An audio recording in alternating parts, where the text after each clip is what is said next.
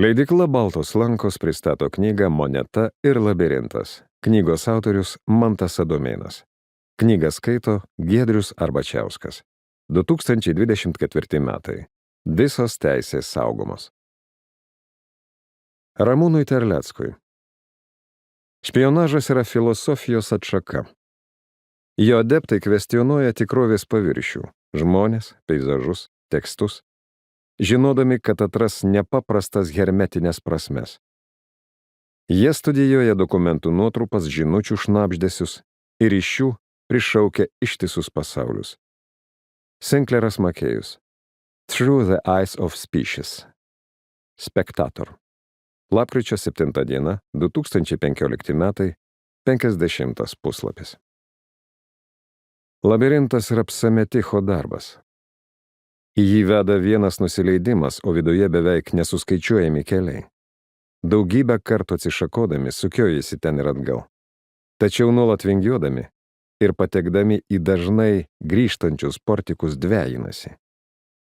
Jiems vėl ir vėl sukant vieną ratą virš kitų ir dėl lanksto nuolat sugrįžtant atgal tiek pat, kiek paeita į priekį, labirintas yra painus dėl savo didžio, tačiau išnarstomo klaidžiojimo.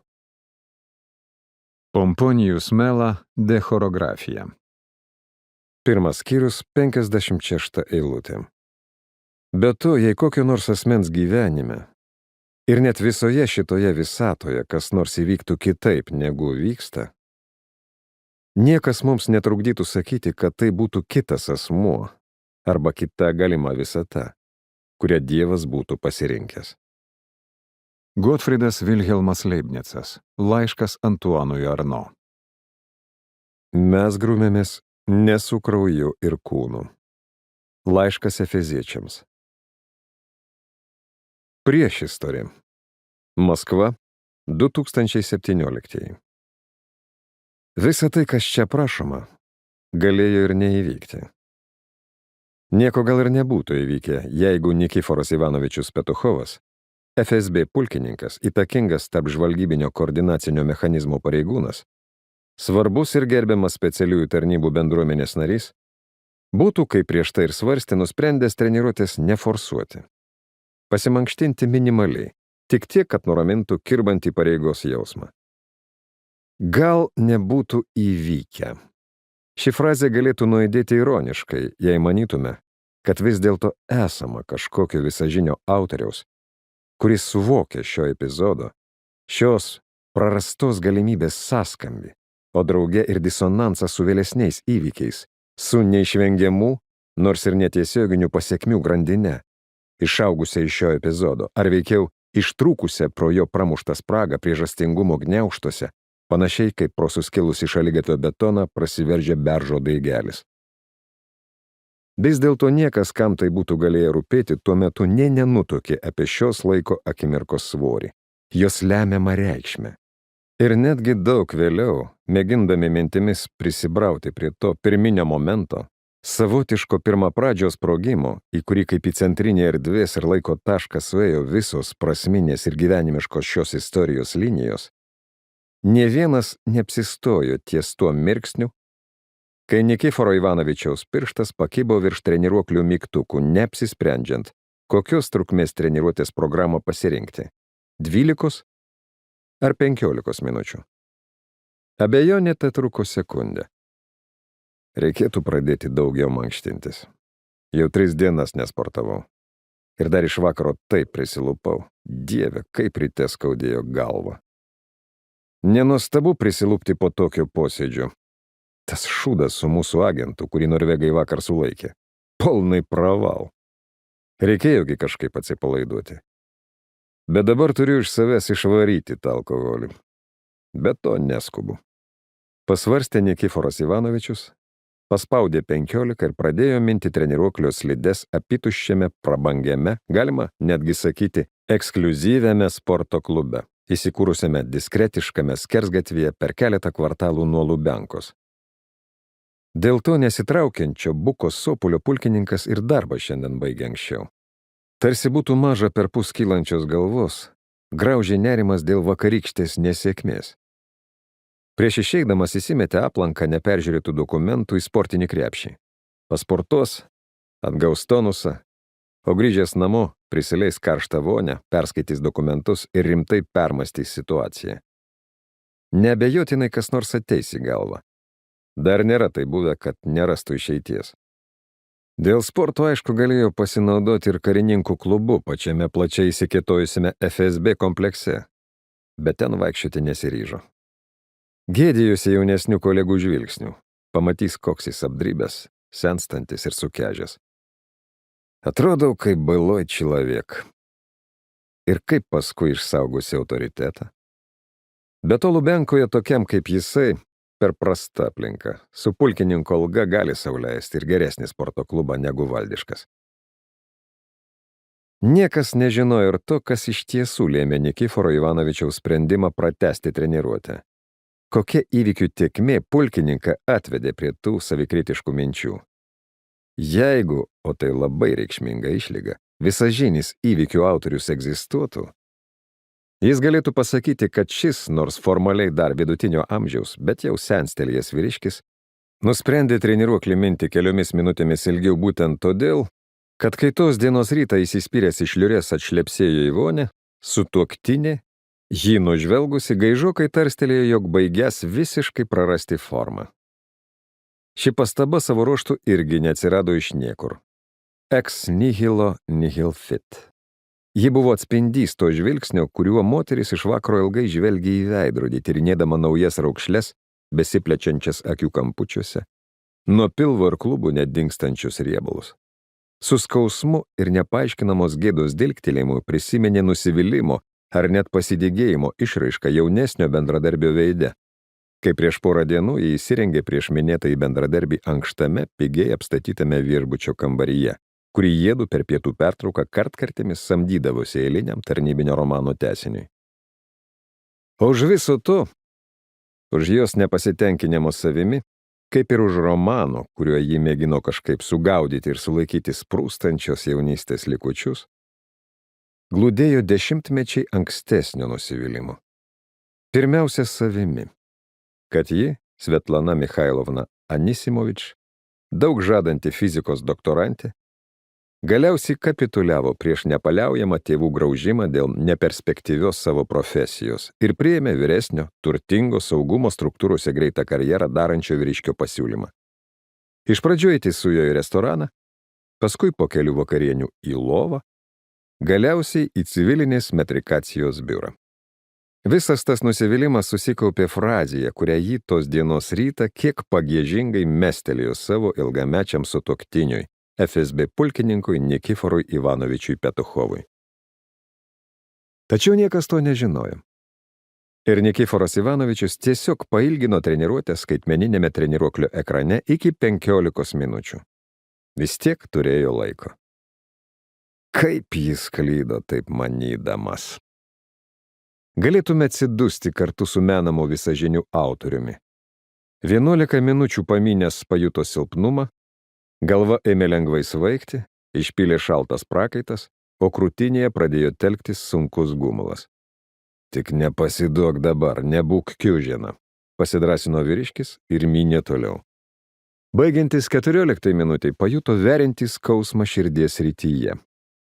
Ir vargiai spėjęs surikti susmuko tarp judančių treniruoklio pakopų. Prie gretimų agregatų prakaitavusių žmonių reakcija buvo panika. Jie ėmė chaotiškai puldinėti.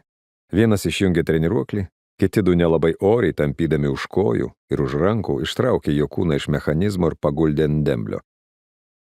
Kol pasirodė budėtojas, kol buvo iškviesta greitoji, praėjo gerokai laiko ir Nikiforui Ivanovičiui jau niekas nebegalėjo padėti.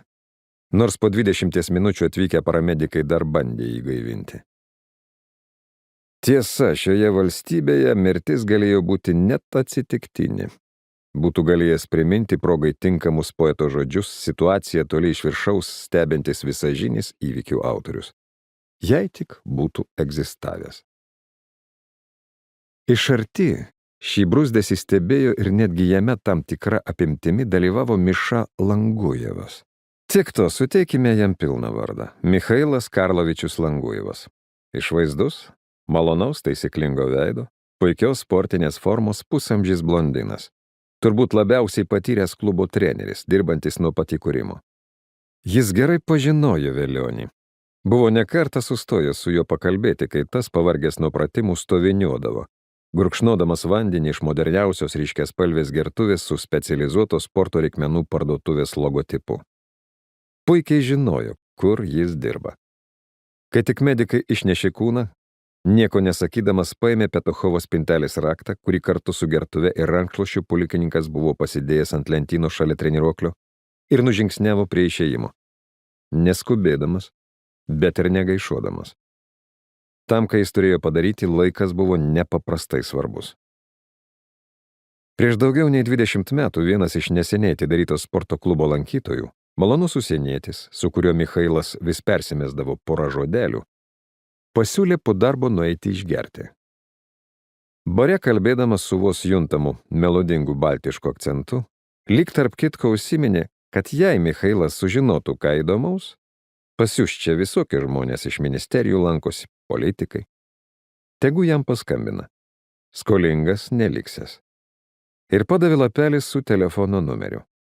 Tada ką tik iškeptas sporto klubo darbuotojas gūžtelėjęs pečiais įsikišo lapelį į užrašų knygelę. Pats iki galo nesuprato, kodėl viską taip ramiai priėmė, nenubėgus skųstis į policiją ar FSB, juk sklandžiai rusiškai kalbantis užsienietis akivaizdžiai buvo šnipas. Apie tokius reikia raportuoti. Tačiau galvoje sukirbėjo migloti vaikystėje girdėti tėvo pasakojimai apie jo dėdę. Dar prieš karą čekistų sušaudyta prie Kandalakšos. Apie žiemos karą, po kurio jo mamos tėviškė atsidūrė šioje sienos pusėje. Ir jis niekam nieko nepranešė. Jis negalėjo žinoti ir niekada nesužinos, kad jo kareliška pavardė ir pritraukė lietuvių žvalgybininko dėmesį.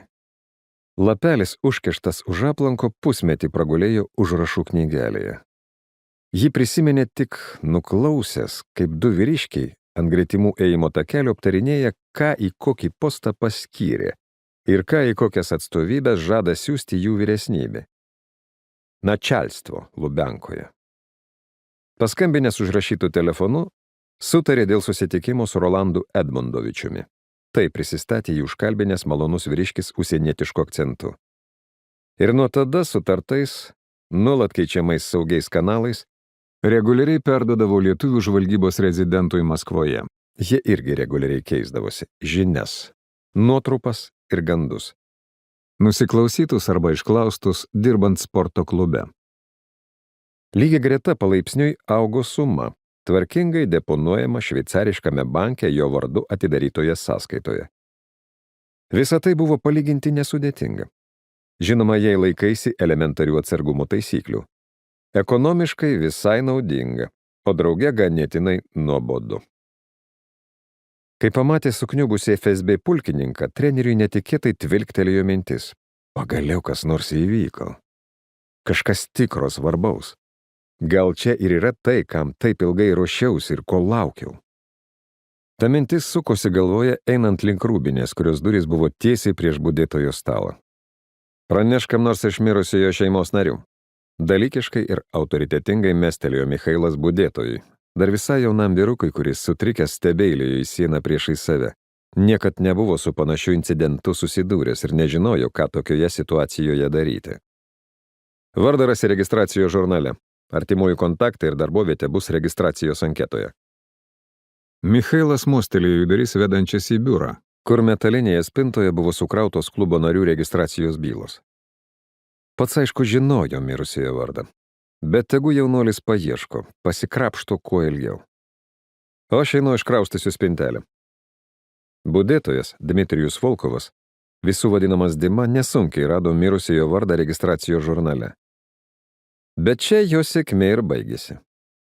Nors sporto klubo duomenų bazėje buvo įrašyta kliento pavardė, jokių kontaktų, jo labiau artimųjų telefono numerio ir darbovietės pavadinimo ten nebuvo. Atsidusęs Dima pakilo nuo savo stalo ir nuėjo į biurą. Ėmė versti aplankus metalinėje dokumentų spintoje, ieškodamas Petuchovo registracijos anketos. Galiausiai ją rado. bet jokių kitų duomenų išskyrus vardą, pavardę ir tėvavardį ten irgi nebuvo. Tai savaime turėjo priversti budėtoją kiek sunerimti. Toks aplaidumas prieštaravo visoms klubo duomenų tvarkymo taisyklėms. Tačiau netikėtų įvykių užgriūtas jis dar labiau sutriko ir apie tai nepagalvojo. Tik spoksojo į tuščią registracijos lapą, nežinodamas, ką jam toliau daryti. Ir bukai, beprasmiškai laukdamas kažko, peripetijos, kuri išvaduotų iš šios jo kompetenciją ir vaizduotės galę pranokstančių įvykių pasmerkties. Kol budėtojas gaišo laiką bergždžioms paieškoms, treneris Michailas atrakino pulkininko spintelę ir permetė akimis jos turinį. Grafito spalvos kostiumo švarkas ir balti marškiniai ant pakabos paskubomis sulankstytos kostiuminės kelnės, numestos ant juodo sportinio krepšio spintelės dugne, apatinėje lentynoje juodi blizgantys batai. Dabar jau velionio batai, pagalvojo treneris, turbūt su jais ir laidos. Pirmiausia apčiupinėjo švarką. Iš šoninės kišenės ištraukė mašinos raktelį su Mercedes-Benz emblema ir įsidėjo į kišenę. Švarko ir kelnių kišenėse daugiau nieko nebuvo. Tada atsegė krepšį. Pačiame jo viršuje ant netvarkingai sumestų daiktų, kosmetinės, rankšluosčio, dušo šlepečių, gulėjo geltonas plastikinis aplankas. Michailas jį atsivertė, paskaitė vieną kitą pastraipą, pervertė dar keletą puslapių ir galvoje pradėjo skambėti melodija panašiai tokia, kokia pasigirsta filmuose, veiksmui artėjant į kulminaciją.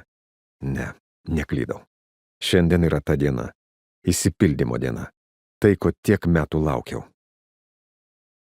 Tolesnė įvykių seka Michailo sąmonėje įgijo dvejopą pavidalą. Jo veiksmai ėmė greitai ir nenutrūkstamai srūti, it nesustabdoma viską nunešanti kalnų upė. O drauge jis tarsi stebėjo juos iš kažkokio vidinio nuotolio, nelyginant būtų nuo jų atskirtas perregimo barjero, leidžiančio ir suktis įvykių verpete ir regėti juos iš šalies, būti ir stebėtojų, ir jų kūrėjų, bei dalyvių vienu metu. Užsikišo geltoną aplanką prie pilvo po treningų ir sudėjęs negausius velionio daiktus iš spintelės į pilką plastikinę dėžę su dangčiu, ryžtingai nužygiavo prie budėtojų. Klestelėjo dėžę jam ant stalo ir reikliai, iš anksto žinodamas atsakymą, pasiteiravo. Na kaip, pavyko prisiskambinti šeimai? Budėtojo Dimos atsakymas buvo iš anksto persmelktas atgailos už nesėkmę. Ne, nepavyko, atsiprašau. Niekur nėra jo kontaktų. Gal aš nemoku ieškoti? Pastarasis klausimas buvo nedrąsus pagalbos prašymas. Michailas apsisprendė jį ignoruoti. Ne tiek nesugebi. Kokia iš tavęs nauda? Pamosavo Dimai prieš nosį Mercedeso rakteliais. Einu patikrinsiu mašiną. Gal ten ką rasiu. Tik apsirengsiu. Ir įsmuko į trenerių kambarėlį šalia biuro. Uždaręs duris įsitraukė geltoną aplanką. Iš savo vardų pažymėtos lentynos paėmė vieną iš spalvotų segtuvų su individualiais treniruočių planais ir paslėpė geltoną aplanką tarp moksliškai atrodančių treniruočių grafikų. Trenerio segtuvas buvo paženklintas lipduku su stambios valstybinės įmonės generalinio direktoriaus vardu. Direktorius sausį rutiniškai 2 kartus pasirodydavo sporto klube, o paskui visus metus jo nebeišvysdavai, nors už abonementą kas mėnesį tvarkingai mokėdavo. Padėjęs segtuvą į lentyną tarp kitų klientų treniruočių planų, užsimetė striukę, persivė žieminiais batais ir išėjo į sporto klubo parkingą ieškoti velionio automobilio. Kas keli metrai spuščiojo pultelio mygtuką ir dairėsi, kuri mašina žybtelė šviesomis. Automobilį rado pačioje tolimiausioje parkingo eilėje. Juodo Mercedeso visureigio dokumentų skyrelyje gulėjo ruda prabangi krokodilo odos piniginė. Šalia jos sunkiai užtaisyta bereta. Nenusimovęs odinių pirštinių, Michailas perkratė piniginės turinį. Sugrūdo atgal pluoštą banknotų, kurios automatiškai buvo ištraukę suskaičiuoti. Buvo beveik $3000 rubliais ir eurais. Padėjo piniginę į vietą, dar patikrino sėdinių ir durelių kišenes bei bagažinę. Nieko verto dėmesio nerado. Užrakinęs automobilį patraukė atgal į sporto klubą. Klube jau laukė 2 šaltai mandagus vyriškiai tamsiais geros vilnos kostiumais.